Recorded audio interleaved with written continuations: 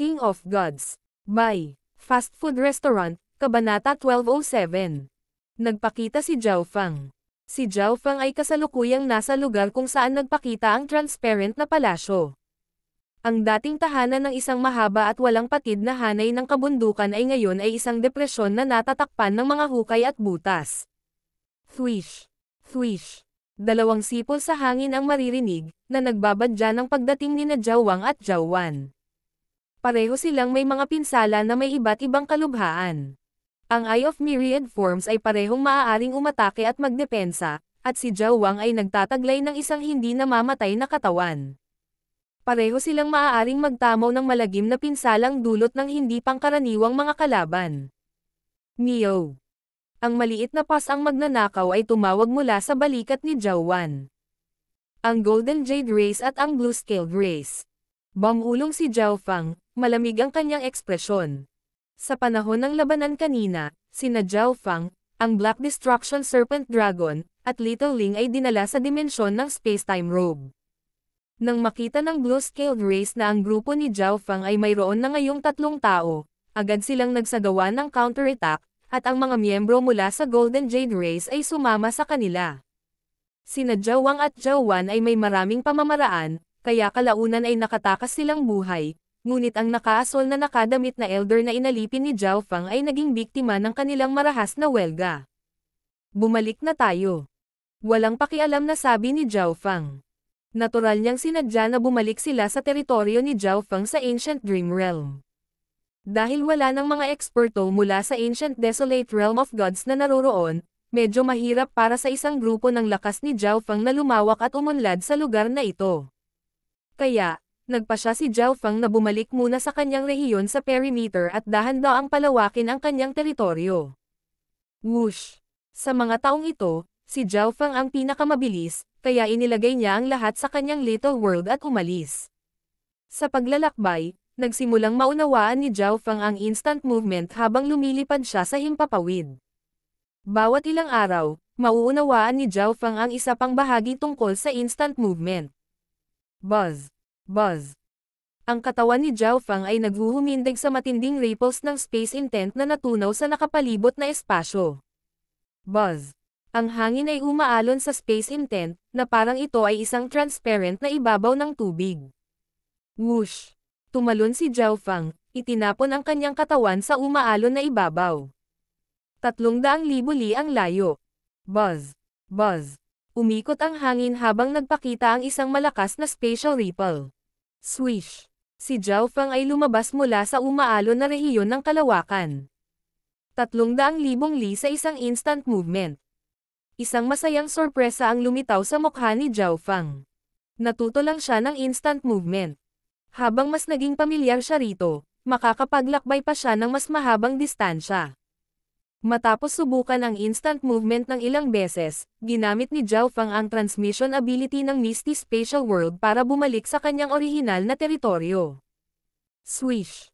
Inilabas ni Zhao Fang ang kanyang dalawang clone, ang Black Destruction Serpent Dragon, at ang maliit na pas ang magnanakaw. Master, bakit hindi mo kami tinulungan ni Little Ling na pangalagaan ang Sky Feather Island? Tanong ng Black Destruction Serpent Dragon. Ito ay gumamit ng napakaraming Origin Destruction Energy, na nasira ang pundasyon nito at naging sanhi ng pagbagsak ng cultivation nito. Kaya, hindi nito matutulungan si Zhao Fang sa gawaing ito. Hindi na kailangan. Agad na sagot ni Zhao Fang. Sa tulong ni Little Ling, talagang magiging madali ang pag-aalaga sa Sky Feather Island. Gayunpaman, ayaw ipaalam ni Zhao Fang sa napakaraming tao na maaari siyang pumasok at lumabas sa Ancient Dream Realm kung kailan niya gusto. Bukod dito, sa kasalukuyang antas ng lakas ni Zhao Fang at sa mga taong magagamit niya, ang paghawak sa Sky Feather Island ay hindi naging mahirap. Mabilis lang na mabawi ang iyong kultibasyon. Sinabi ni Zhao Fang sa Black Destruction Serpent Dragon. Hindi pa rin nagmamadaling umalis si Zhao Fang. Maghihintay siya hanggang sa mabawi ng Black Destruction Serpent Dragon ang cultivation nito, gumaling ang mga sugat ni na Zhao Wan at Zhao Wang, at napatatag niya ang sarili niyang cultivation. Whoosh! Isang figure ang lumipad patungo kay Zhao Fang. Ang taong ito ay nakasuot ng damit na asol na tela at may magiliw na mukha na may balat na parang puting jade. Manam, Zhou Wei. Tumango si Zhao Fang. Ang soul clone na may Eye of Samsara ay tinawag na Zhao Wei.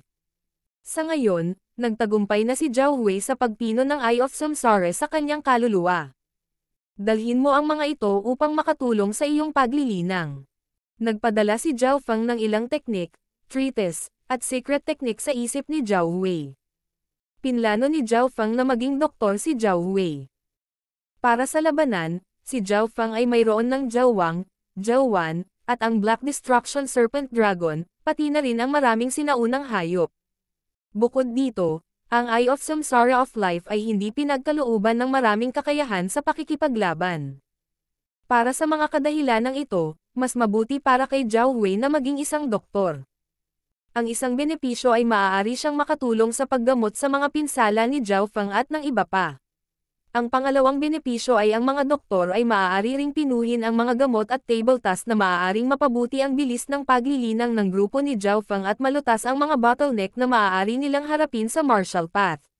Nang halmahin niya ang katawan ni Zhao Wei, pumili si Zhao Fang ng malaking bilang ng mga materyal na uri ng buhay, na lumikha ng katawan na puno ng herbal na enerhiya at naaayon sa mundo at kalikasan. Ginawa ito para maging maayos ang kanyang landas sa pagiging doktor.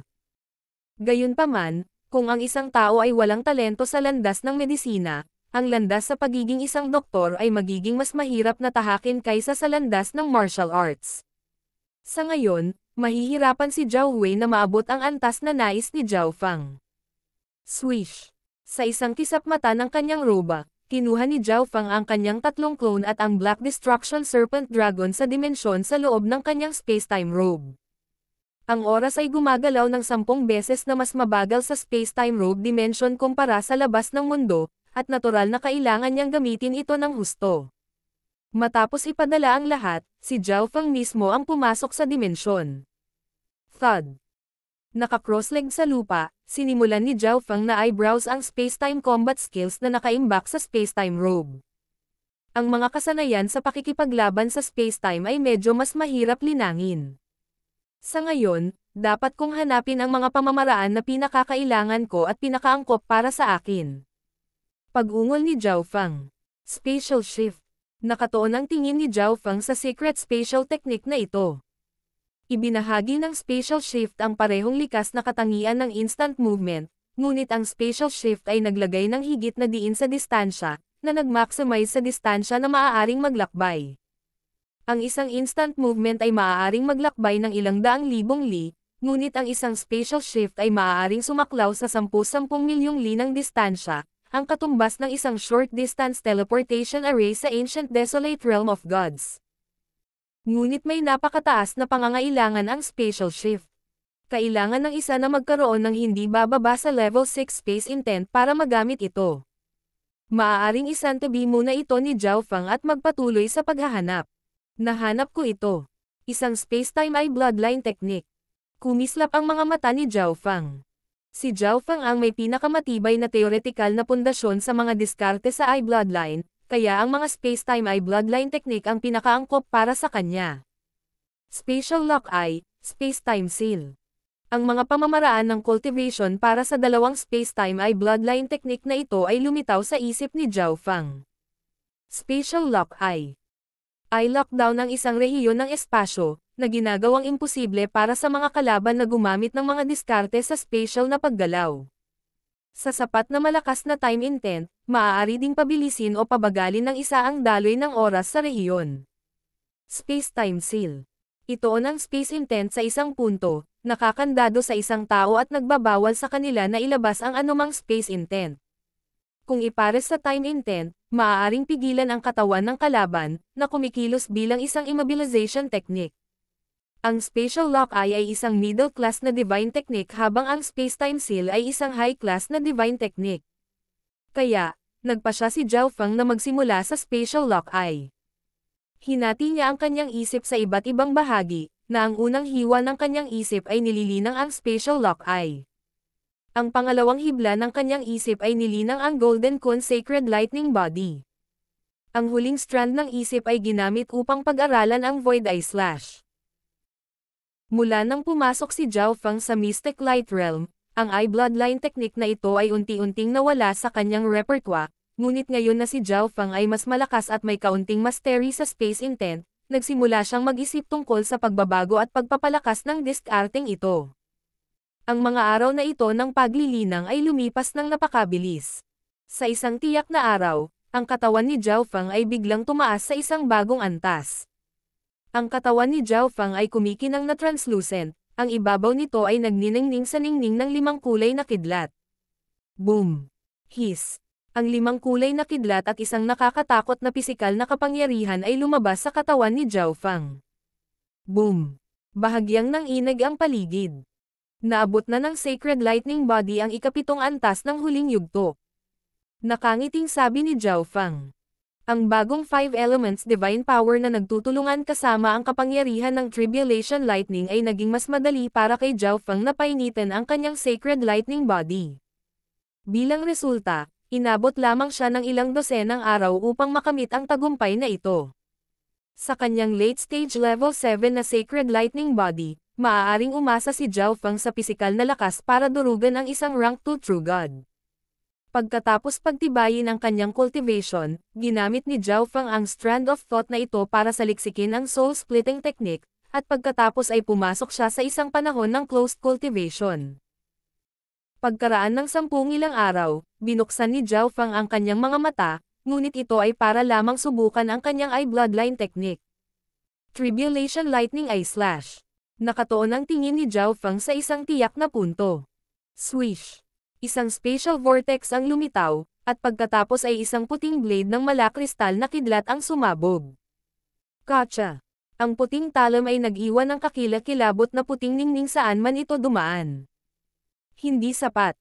Masyadong malaki ang spatial ripples. Madaling mapapansin ito ng mga eksperto sa Space Intent. Bumagsak ang ekspresyon ni Zhao Feng. Ang Tribulation Lightning Eye Slash ay isang bagong teknik na ginawa ni Zhao Feng sa pamamagitan ng pagsasama ng Void Eye Slash sa iba pang mga teknik. Ang Tribulation Lightning Eye Slash ay may hindi kapani-paniwalang kapangyarihan, kaya kung ito ay direktang ginamit sa isang tao, madali itong matuklasan. Nagpatuloy si Zhao Feng sa pagsasaliksik at pagsubok. Lumipas ang kalahating taon sa isang kisap mata, ngunit mahigit kalahating buwan lang ito sa labas ng mundo. Master, nakabawi na ako sa antas ng isang rank 2 True God. Ang Black Destruction Serpent Dragon ay pumunta sa gilid ni Zhao Feng at sinabing, dahil iyon ang kaso, lumabas tayo. Binuksan ni Zhao Feng ang kanyang maliwanag na mga mata. Sa Sky Feather Island. Nakabantay pa rin sa lugar na ito ang Sky Feather Island Lord, True God Guisha, at ang maraming True God expert ng Sky Feather Island. 4 na buwan na ang lumipas. Ngunit sa loob ng 4 na buwang ito, walang spatial ripples ang nakita sa paligid. Nagtataka ito sa maraming tao kung wala na si Zhao Feng sa dimensyong ito. Gayunpaman, hanggang sa may sinabi ang Sky Feather Island Lord, walang nang ahas na umalis. Big Brother, baka umalis na ang batang iyon sa lugar na ito. Nag-aalinlangan na tanong ni True God Guisha. Imposible. Dahil nagtatago siya sa rehiyong ito ng kalawakan, hanggat gumagalaw siya, lilikha siya ng spatial ripple. Ang sabi ng Sky Feather Island Lord, ang kanyang mukha ay malamig at madilim. Sa totoo lang, nagsisimula na rin siyang magtaka kung wala na si Zhao Feng sa dimensyong ito. Kung ang Zhao Feng na ito ay nakatago sa dimensyong ito at maaaring hindi magpakita ng sarili sa loob ng 4 na buwan, malamang na mayroon siyang kakayahang manatili sa pagtatago ng mas matagal. Bagamat ang 4 na buwan ay parang isang snap ng isang daliri sa mga True God, kung hindi nila lutisin ang bagay na ito ay magiging parang buto ng isda sa kanilang lalamunan, na ginagawa silang gumugugol araw-araw sa pagdurusa. Manam, lumitaw na. Biglang nanlamig ang mukha ng Sky Feather Island Lord sa gulat, ang kanyang mga mata ay sumasabog na may nakakalamig na liwanag. Pagkalipas ng 4 na buwan, sa wakas ay naramdaman niya ang isang alon sa dimensyong ito. Atake! Umungal ang Sky Feather Island Lord. Thwish!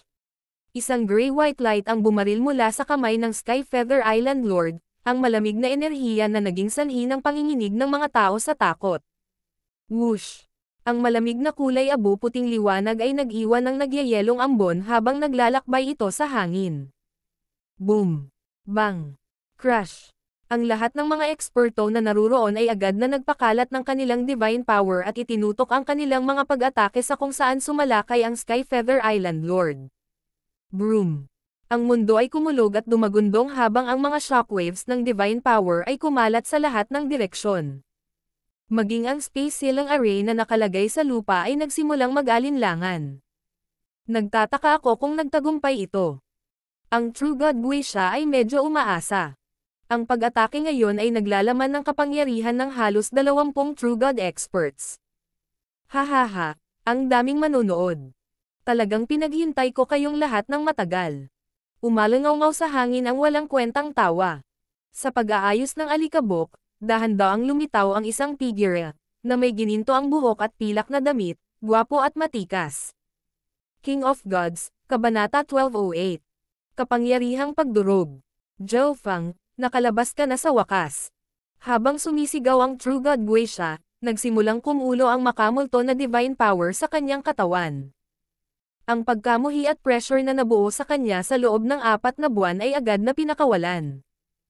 Siya ba ito? Ang ilang True Gods na hindi pa nakakita kay Jiaofang ay malinaw na nagulat. Isang ordinaryong quasi-god ang naging dahilan ng True God Guisha na ipatawag ang lahat ng True God expert ng Skyfeather Island at naging dahilan upang maging ang Skyfeather Island Lord mismo ay magbantay dito. Dahil dito, naging interesado silang lahat sa pagkakakilanlan ni Jiaofang. Jiaofang, bakit ka lumabas? Ang True God Skyfire ng Blazing Fire Golden Ship Race ay nagpakita ng bahagyang pag-aalala sa kanyang mukha. Mayroong halos 20 eksperto sa True God dito, kabilang ang Rank 3 True God Guisha at ang Rank 4 True God Skyfeather Island Lord. Gaano man kalaki ang potensyal ni Jiaofang, 4 na buwan lang ang lumipas. Walang paraan para labanan niya ang mga taong ito. Isang beses lang kailangan ng True God Guisha na hamampas para mahuli ng buhay si Jiaofang. Jiaofang. Sinukat ng nagyayelong mga mata ng Skyfeather Island Lord ang lalaking may gintong buhok na ito. Ang katotohanan na nagawa niyang patayin ang True God Gili ay patunay na ang taong ito ay sobrang talino, higit pa kay Shifang. Bukod dito, ang biglaang hitsura at nakaka-relax na ekspresyon ng taong ito ay nagparamdam sa Skyfeather Island Lord na parang wala sa mga ito ang totoo. Bigla naman siyang ngumisi. Napagtanto niya na si Jiaofang ay lumulutang sa hangin. Kailangang malaman na naglatag sila ng space ceiling array sa lugar na ito, na nagselyado sa paglipad at paggamit ng spatial energy. Gayunpaman, sa sandaling ito, si Jiaofang ay lumulutang sa gitna ng space ceiling array. Paano ito naging posible? Ang susunod na taong napagtanto na ito ay ang Array Master na naglatag ng array. Siguro iyon ang kayamanan. Ang mga mata ng Skyfeather Island Lord ay nahulog sa madilim na pilak na roba na suot ni Jiaofang. Naramdaman niya na binalot ng malalim na space intent ang pilak na robe na ito, na tinatakwil ang kapangyarihan ng hanay. Ang kayamanan na ito ay hindi bababa sa isang average na kalidad na divine weapon. Ito ay dapat na kanya. Kayamanan. Napansin din ng ibang True God expert ang dark silver robe na suot ni Jiaofang. Tanging isang space type na divine weapon ang maaaring baliwalain ang isang space ceiling array. Boom! Swoosh! Sa isang iglap, ang kapangyarihan ng kaluluwa ng 10 ilang True Gods ay bumagsak kay Jiaofang. Ang enerhiyang ito ay dumaan, na nagpakawala ng isang pagsabog laban sa kaluluwa. Ang dami ng intent energy na kanilang itinakda sa paggalaw ay sapat na para agad na sirain ang isang 4-star faction. Broom. Umikot ang mga ulap sa paligid ni Jiaofang, at gumuho ang mga kalapit na bundok. Parang may apocalypse na bumababa. Tumayo si Jiaofang kung saan siya ay parang isang bundok na hindi natitinag. Ang kalooban ng kanyang kaluluwa ay parang malalim at malawak na karagatan. Sa kanyang Sacred Lightning Body sa Late Stage Level 7, maaari niyang baliwalain ang lahat ng pag-atake ng Rank 2 True Gods at pababa. Ang walang kabuluhang Rank 1 at Rank 2 True Gods na ito ay hindi man lang umaasa na makapinsala sa kanilang mental energy. Paano? Ang mga True God experts ay natulala. Kahit na ang kaluluwa ni Zhao Fang ay umabot na sa antas ng isang rank 2 True God, hindi niya posibleng harangin ang mga pag-atake sa isip ng napakaraming True God. Mayroon din kaya siyang divine weapon na maaaring magprotekta sa kanyang kaluluwa. Ang kasakiman ay lumitaw sa kanilang mga mata habang sila ay nakatitig kay Zhao Fang. Nagtagumpay ba si Zhao Fang at naging True God? Nagtataka si True God Skyfire sa gulat. Ang aura ni Zhao Fang ay napakalaki at matatag, malalim at malalim. Natuklasan ng True God Skyfire na imposibleng matukoy ang kanyang cultivation level. Bukod dito, alam ng True God Skyfire ang talento ni Zhao Fang. Kung sinubukan niyang makapasok sa Heavenly Divine Realm, mayroon siyang napakataas na pagkakataon na maabot ang rank 2. Parang medyo tumaas ang lakas mo. Sabi ng True God Guisha, masungit at malamig ang mukha. Kung hindi lumakas si Zhao Fang, halatang hindi siya maglalakas loob na magpakita. Gayunpaman, gaano kalakas ang magagawa ni Zhao Fang sa loob ng 4 na buwan? Kahit na siya ay naging isang True God, hindi siya posibleng maging katapat ng napakaraming True Gods, at maging ang kanyang big brother, ang Skyfeather Island Lord, ay narito. Patayin! Sigaw ni True God Guisha. Lahat ng True God ay tumitig kay Zhao Fang. Nakikita ng lahat na ang Silver Robe ay hindi pangkaraniwan, at narinig din nila na si Zhao Fang ay nagpahayag ng mga divine weapon na napakataas ng kalidad. Ang unang pumatay kay Zhao Fang ay maaaring makakuha ng bahagi ng kanyang mga kayamanan. Sa sandaling ito, lahat sila ay nag-iisip kung paano kukuha ng isang bagay mula sa bangkay ni Zhao Fang. Pagkatapos ng lahat, silang lahat ay mga True God experts na pinilit na magbantay sa lugar na ito sa loob ng 4 na buwan. Talagang hindi sila papayag kung kailangan nilang bumalik na walang dala. Swoosh! 10 True Gods ang sumugod kay Zhao Fang. Isang nakakatakot na pressure ang agad na bumalot sa lahat sa paligid ni Zhao Fang. Boom! Kidlat, apoy, yelo, hangin. Lahat ng uri ng nakakatakot at malawak na enerhiya ay dumagundong patungo kay Zhao Fang. Tila malapit nang malunod si Zhao Fang sa ilalim ng delubyong ito ng mga pag-atake ng True God. Biglang lumitaw ang isang spatial blur sa paligid ni Zhao Fang. Swish! Agad na nawala si Zhao Fang. Ito. Anong nangyayari? Lahat ng nakakita nito ay agad na nagulat at nataranta. Natural na hindi maintindihan ng isang rank 1 True God ang spatial blink. Mag-ingat. Ang True God Guisha biglang may napansin at sumigaw ng babala. Ngunit huli na ang kanyang babala. Swish! Si Zhao Fang ay nagpakita sa likod ng isang rank 1 True God. Swish! Ang pagpapaikot sa Sacred Lightning Body at pag-activate ng Ancient Blood Devil Sun Bloodline, sinuntok ni Zhao Fang. Boom! Bang! Crash! Isang napakalaking butas ang nasuntok sa katawan ng rank 1 True God, at ang kanyang katawan ay nabasa sa dugo. Whoosh! Agad na kumalat sa buong katawan niya ang nagninangas na apoy na kulay dugo. Pagkatapos ng maikling hiyawan, itong rank 1 True God ay patay na sa katawan at kaluluwa. Hiss! Ang lahat ay nahulog sa kamatayan pa rin. Ang mga True God sa paligid ni Zhao Fang ay bamuka ang panga at dilat ang mga mata. Sa isang welga, napatay niya ang isang rank 1 True God nang hindi nakatagpo ng kahit kay titing na pagtutol.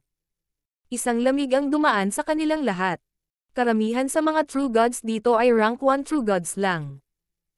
Nangangahulugan ito na maaaring patayin sila ni Zhao Fang na kasing dali ng pag-flip ng kanyang palad, sa isang hampas. At ang isang taong makakapagpadala sa rank 1 True Gods sa isang suntok ay hindi mahihirapang mahirap ang rank 2 True Gods. Isang hindi nakikitang takot ang nagsimulang agawin ang mga puso ng mga True God na ito na mababa ang ranggo. Ang taong ito. Ang mga mata ng Skyfeather Island Lord ay naging malungkot, ang kanyang ekspresyon ay naging malungkot. Maaari rin niyang patayin ang isang rank 1 True God sa isang strike, ngunit may kakaiba sa kakayahan na ginamit ni Zhao Fang ngayon. Ito ay malinaw na isang kakayahan na magagamit lamang ng isang taong may malakas na space intent. Sabay-sabay na pag-atake. Malamig na utos ng Skyfeather Island Lord. Thwish! Ginamit ng True God Guisha ang kapangyarihan ng kanyang Little World at kinasuhan si Zhao Fang.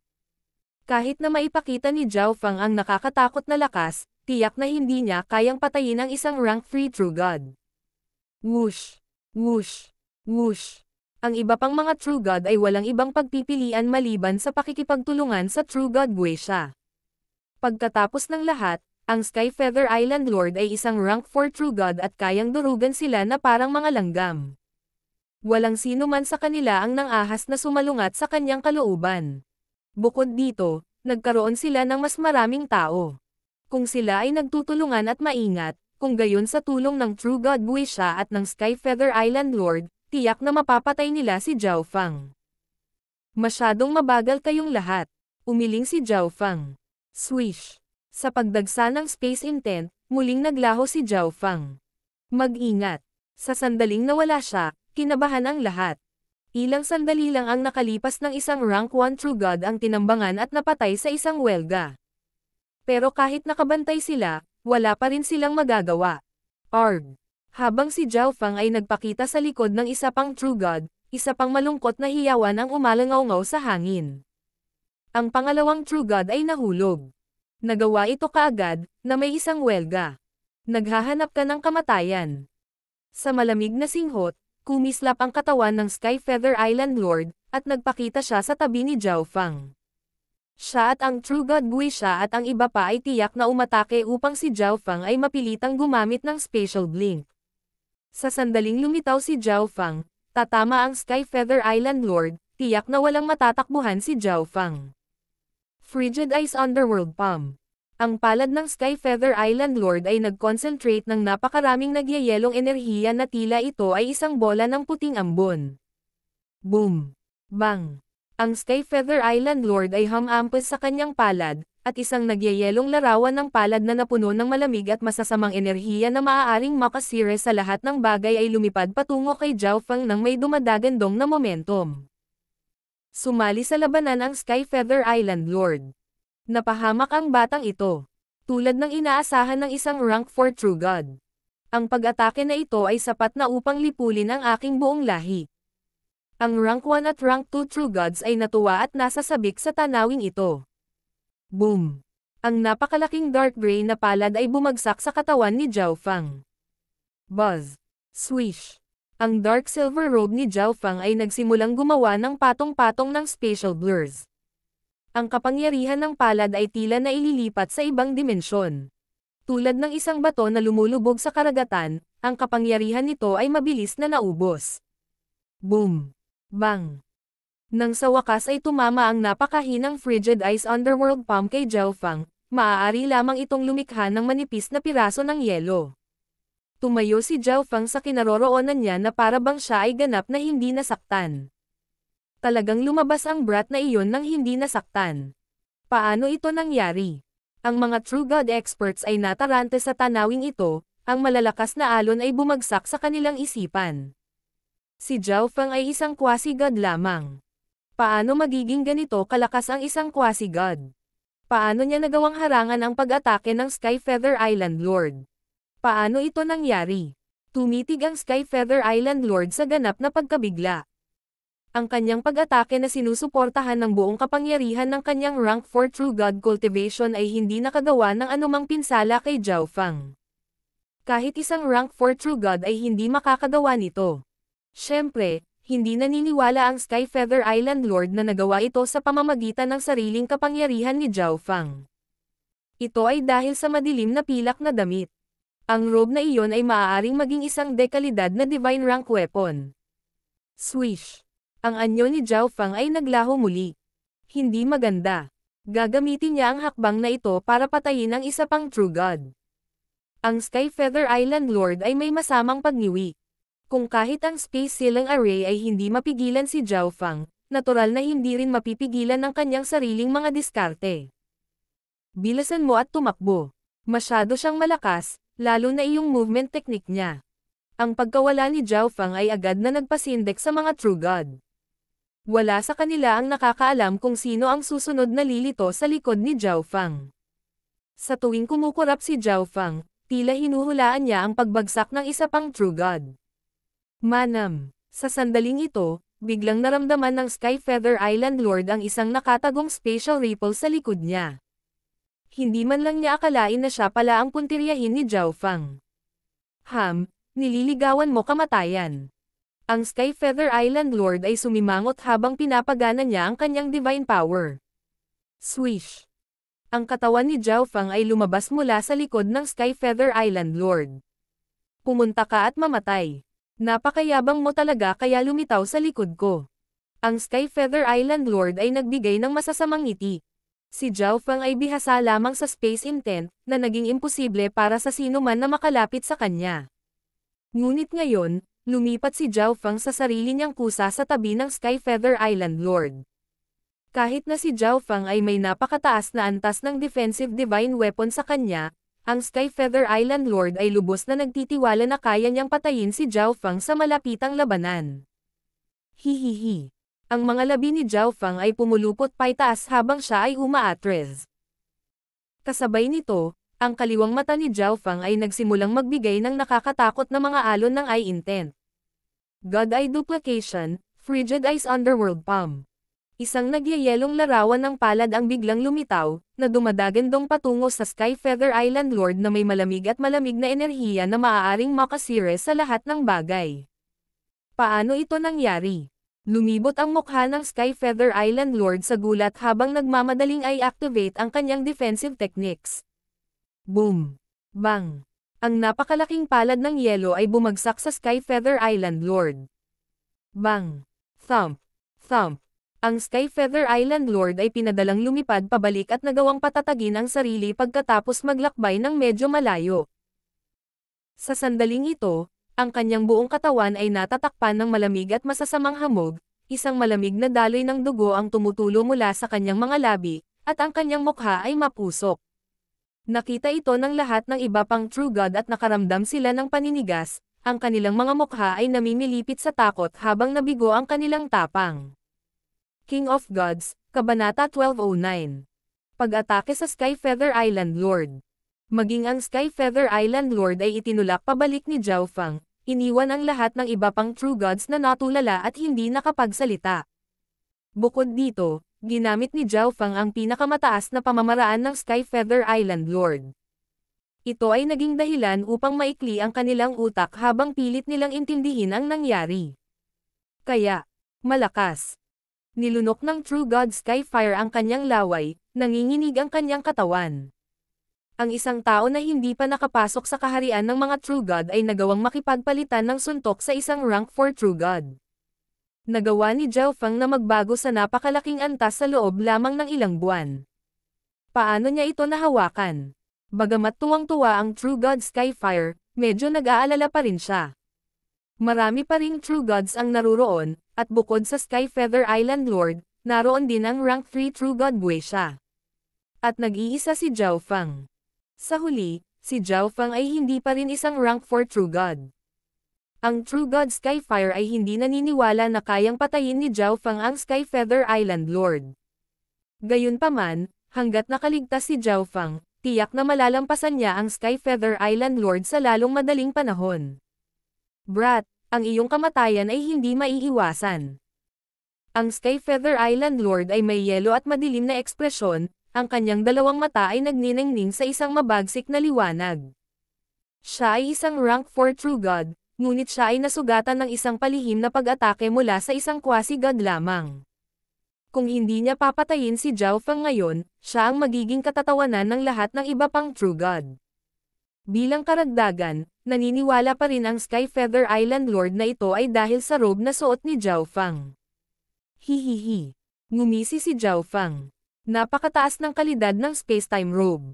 Ang mga pag-atake ng Sky Feather Island Lord ay hindi kayang masugatan si Zhao Fang. Si Zhao Fang ay nagtataglay din ng superior na bilis. Gamit ang space-time robe, siya ay nasa isang hindi magagapi na posisyon. Paano siya pinaplano ng Sky Feather Island Lord na patayin siya? Siyempre, si Zhao Fang ay may lakas lamang ng isang rank 3 True God. Kung hindi niya ginagamit ang kapangyarihan ng space-time robe, hindi mapipigilan ni Zhao Fang ang pag-atake ng maraming True Gods, lalo na ang pakikipaglaban sa Sky Feather Island Lord. Walang sino man sa inyo ang pinapayagang umalis. Papatayin ko ang sino mang sumubok. Malamig na tumahol ang Sky Feather Island Lord sa nakapalibot na True Gods. Masyadong malakas ang mga spatial na kakayahan ni Zhao Fang. Sa isang tunggalian, ang Sky Feather Island Lord ay mahihirapang makalapit kay Zhao Fang. Gayunpaman, kung gagawin niyang mga target ang iba para umatake si Zhao Fang, magagamit niya ang sandaling umatake si Zhao Fang para samantalahin ang mga puwang sa depensa ni Zhao Fang. Oo, Island Lord. Alam ng lahat ng True God na tinatrato sila ng Sky Feather Island Lord bilang mga target na sakripisyo, ngunit alam din nila na, kung susubukan nilang tumakas, papatayin sila ng Sky Feather Island Lord. Ang tanging magagawa nila ay ipagdasal na may ibang target si Zhao Fang. Hahaha, totoo naman. Wala sa inyo ang aalis ngayon. Itinaas ni Zhao Fang ang kanyang ulo sa langit at tumawa. Ang problema ng Sky Feather Island Lord ay kailangang malutas. Hindi rin niya kayang hayaang makaalis ng ganoon kadali ang iba pang mga taong ito. Ang ibang mga True God ay hindi maiwasang mapangiti sa mga salita ni Zhao Fang. Napakalakas ng Sky Feather Island Lord na kaya niyang pilitin silang lahat na manatili rito bilang mga target, at si Zhao Fang ay tila may lubos na pagtitiwala sa kanyang kakayahan na panatilihin sila rito sa alinmang paraan. Ang lahat ng mga True God na ito ay parang mga laruan sa mga palad ng dalawang powerhouse na ito. Hanggang sa mamatay ka, natural na hindi sila makakaalis. Ipinakalat ng Sky Feather Island Lord ang kanyang Divine Sense sa buong larangan ng digmaan habang nakatutok ang kanyang mga mata kay Zhao Fang. Ganoon ba? Habang inilalabas ni Zhao Fang ang mga salitang ito, isang spatial blur ang lumitaw sa kanyang katawan. Ang batang ito. Napangisi ang Sky Feather Island Lord sa gulat. Sa tuwing gagamit si Zhao Fang ng spatial blink, magagawa niyang kalkulahin kung saan lilito si Zhao Fang at aatakehin siya. Alam din ito ni Zhao Fang. Ngunit pinili pa rin ni Zhao Fang na gamitin ang spatial blink. Anong uri ng tao ang kusang pumasok sa isang dead end, alam na ito ay isang dead end. Swish! Biglang nawala si Zhao Fang. Doon. Ang Divine Sense ng Sky Feather Island Lord ay may nakapalibot na lugar na ilang dosenang li sa ilalim ng kanyang kontrol, na nagpapahintulot sa kanya na agad na matukoy kung saan lilito si Zhao Fang. Naguguluhan pa rin siya kung bakit pipiliin ni Zhao Fang na sadyang tumapak sa isang bundok kung saan naninirahan ang mga tigre. Ngunit ang Sky Feather Island Lord ay hindi basta-basta makatingin habang pinapatay ni Zhao Fang ang kanyang mga tauhan. Ako ba ang target niya? Ang isang rank 1 True God ay agad na tinamaan ng kawalan ng pag-asa. Isa siyang True God ng Blue-Eyed Ice Wolf race. Nagkaroon lang siya ng premonition na baka siya ang susunod na target ni Zhao Fang. Swish! Lumitaw ang katawan ni Zhao Fang sa likod ng True God na ito. Sa susunod na sandali, dumating ang Sky Feather Island Lord at True God Guisha. Ang Sky Feather Island Lord ay may fan na gawa sa Mystic Eye sa kanyang kamay habang ang True God Guisha ay may hawak na Silver Spear na gawa sa buto. Black Ghost Devours the Heavens. Ice Underworld Piercer. Ang dalawang makapangyarihang True Gods ay nag-activate ng kanilang mga divine weapon at ginamit ang kanilang pinakamalakas na pag-atake. Pinilit ng mapanirang enerhiya ang lahat ng nakapalibot na True Gods na umatras sa takot na sila ay masugatan ng mga aftershocks. Ang mga target ng mga pag-ataking ito ay si Zhao Fang at ang True God ng Blue-Eyed Ice Wolf race. Zhao Fang, tapos ka na. Ang True God ng Blue-Eyed Ice Wolf race ay nagbigay ng desperadong ngiti habang sinusumpa niya si Zhao Fang. Hindi binigyang pansin ni Zhao Fang ang True God na ito. Pagtingin sa Sky Feather Island Lord, iwinagayway niya ang space-time robe. Swish! Tatlong malalakas na aura ang biglang lumitaw. Black Hole of Death. Sa sandaling lumitaw si Zhao Wang, ginamit niya ang Staff of Death Curse sa kanyang kamay. Isang baha ng enerhiya ng kamatayan ang dumaan sa lugar, na nabubulok ang lahat ng buhay. Swish! Ang Staff ng Death Curse at ang Eye of Death ay umalangaw sa isa't isa, naglabas ng itim na ambon na sumasabog ng masamang enerhiya at layunin.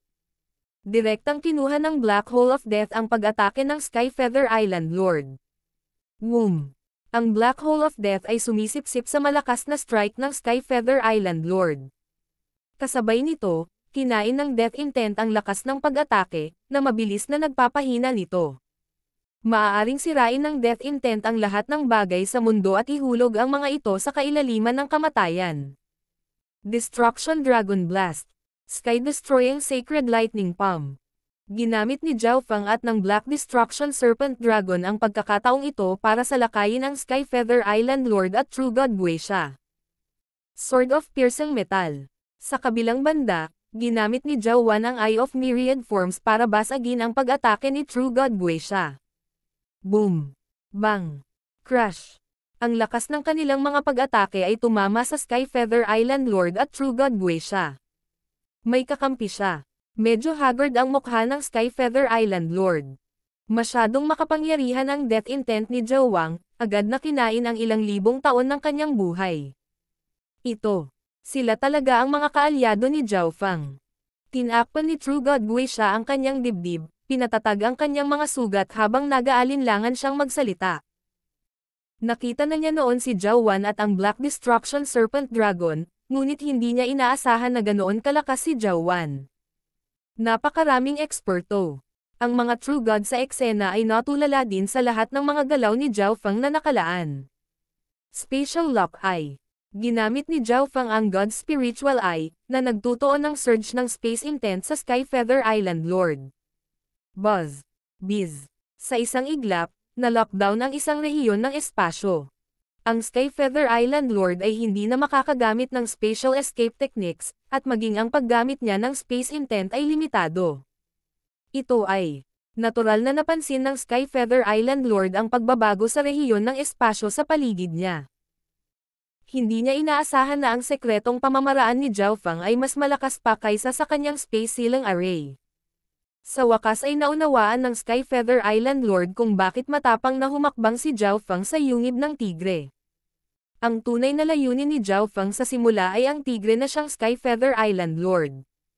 Kung si Zhao Feng ay kumurap sa likod ng Skyfeather Island Lord, tiyak na magkakaroon ng depensa ang Skyfeather Island Lord. Kaya, sinadyang pinili ni Zhao Feng na kumurap sa likod ng iba pang True God, na inaakit ang Skyfeather Island Lord at True God Guixia na atakehin siya. Paano ito nangyari? Ang Blue-Eyed Ice Wolf True God ay na-freeze sa lugar, isang tulalang tingin sa kanyang mukha. Si Zhao Feng ay lumitaw lamang sa kanyang likuran upang mangakit sa Skyfeather Island Lord at True God Guixia.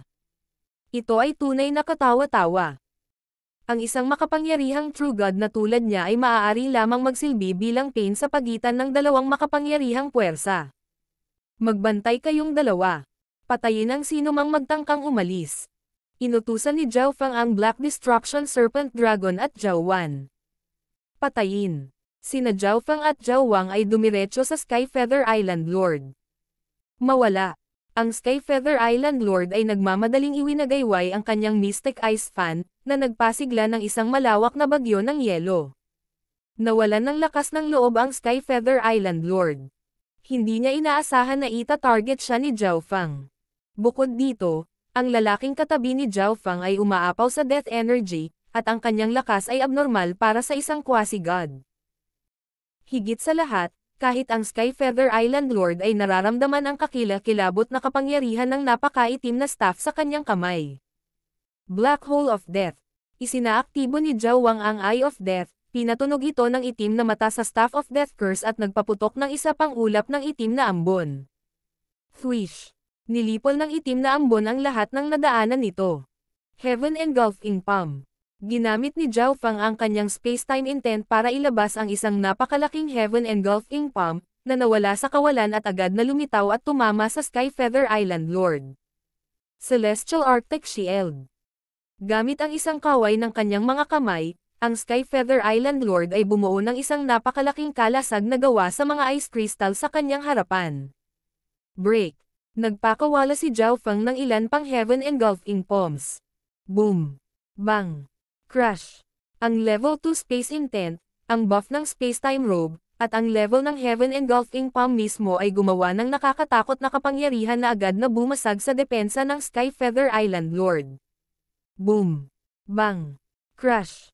Ang Skyfeather Island Lord ay walang oras upang umiwas at pinalipad pabalik ng ilang li ng isang Heaven Engulfing Palm, isang daloy ng dugo na lumabas sa kanyang bibig. Touch of Death. Ang Staff of Death Curse ay agad na nagpadala ng hindi mabilang na maliksi na itim na galame. Thwish. Ang mga galamay ng kamatayan na ito ay agad na tinakpan ang kalangitan habang ginagawa nila ang kanilang paraan upang palibutan ang Skyfeather Island Lord. Hindi ako makapaniwala. Ang dalawang ito ay may napakaraming kayamanan. Ang Skyfeather Island Lord ay sumasabog sa galit. Ang spacetime robe na si Zhao Fang ay may suot na hindi kapani-pani, walang depensa at isang malalim na pamamaraan ng paggalaw, at maaari pa itong mabuff spacetime combat skills. At si Zhao Wang, kasama ang Staff of Death Curse, ay may makapangyarihang death intent na maaaring makasire sa lahat ng bagay. Tumakbo. Wala na ang Skyfeather Island Lord na lumaban. Masyadong mabilis si Zhao Fang, masyadong matibay ang kanyang depensa. Imposibleng patayin siya. Samantala, ang divine weapon sa kamay ni Zhao Wang ay masama at nakakatakot. Nagdulot ito ng malaking banta sa kanya. Ngunit dahil hindi siya makagamit ng spatial escape techniques, ang Skyfeather Island Lord ay makakaasa lamang sa kanyang mabigat na divine power para lumipad sa himpapawid. Ang bilis ng isang rank 4 True God ay walang katatawanan. Kung gagawin niya ang lahat sa pagtakas, hindi siya mapapatay ng dalawang quasi-god na ito, gaano man kahanga-hanga ang kanilang mga kakayahan. Ngunit sa sandaling siya ay nagsimulang tumakas, ang espasyo sa harap ng Skyfeather Island Lord ay nagsimulang dumagsa ng malalakas na spatial ripples. Buzz. Bizz. Umikot ang espasyo, at lumabas si Zhao Fang. Ito ay instant movement. Ang Skyfeather Island Lord ay nakakita ng maraming bagay, kaya natural niyang nakilala ang kasanayang ito.